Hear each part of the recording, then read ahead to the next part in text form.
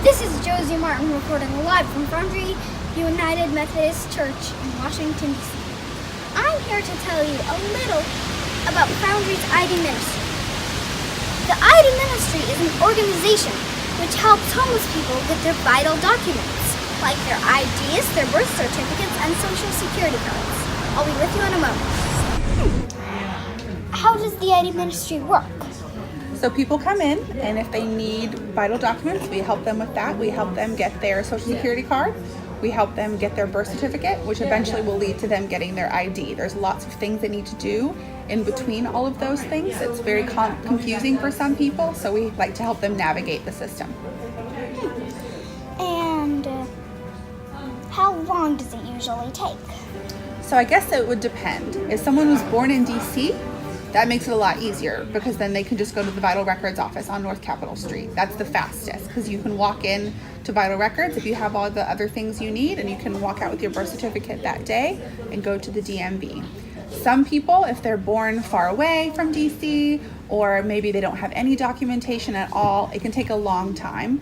We've had some people who maybe they were born at home and their birth was not registered with a doctor, with a hospital, and then we have to help them register their own birth, and that can take a really long time.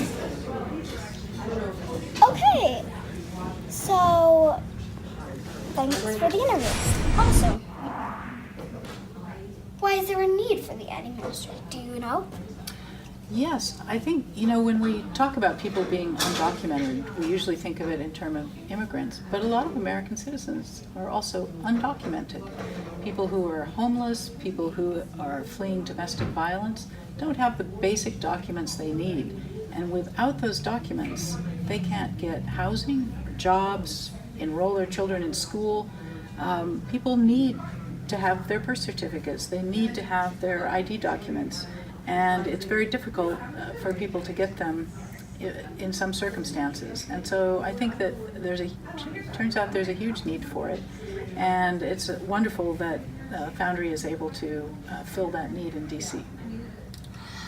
Why are the different states why do they have different laws for getting your ID and your birth certificate and social security card? That's a great question. The social security card is federal, so that should be the same for every state. But in our system, the states have a lot of their own authority, and so every state has a different driver's license, a different ID card, and different birth certificates, and so they have their own rules about them. Some are really easy. I was born in Washington State, and in Washington State, you can just write in and get a birth certificate. You don't have to show any ID. Other places make it much, much harder. You have to prove that. And they're trying to prevent identity theft, or they're trying to prevent people using them for fraudulent purposes, creating a false identity for themselves. And so I understand why they're strict, but it makes it very hard for people, for our clients particularly, to get birth certificates, and that's why we're here to help. Good.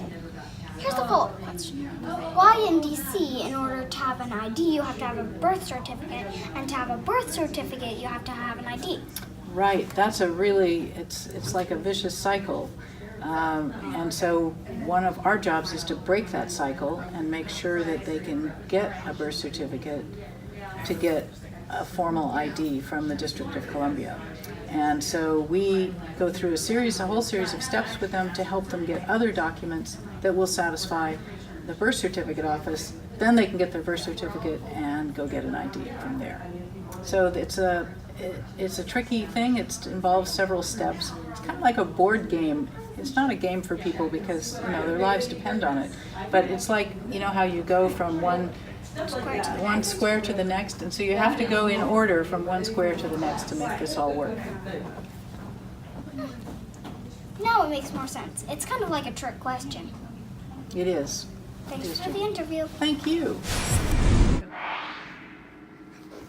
So, when did Foundry start doing the ID Ministry?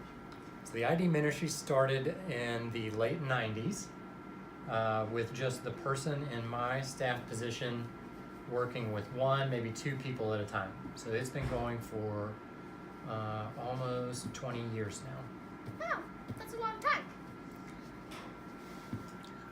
Also, what impact on people's lives does the ID ministry have?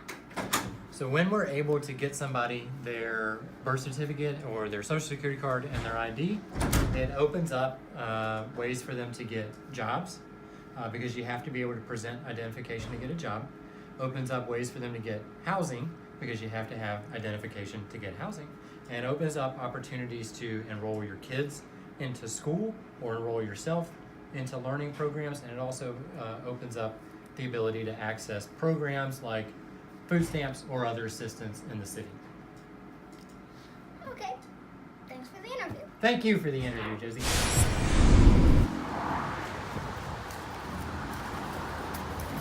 If you want to find out more about Foundry's ID ministry or to volunteer, go to their website. This has been Josie Martin reporting at WTOP News. Thank you for watching.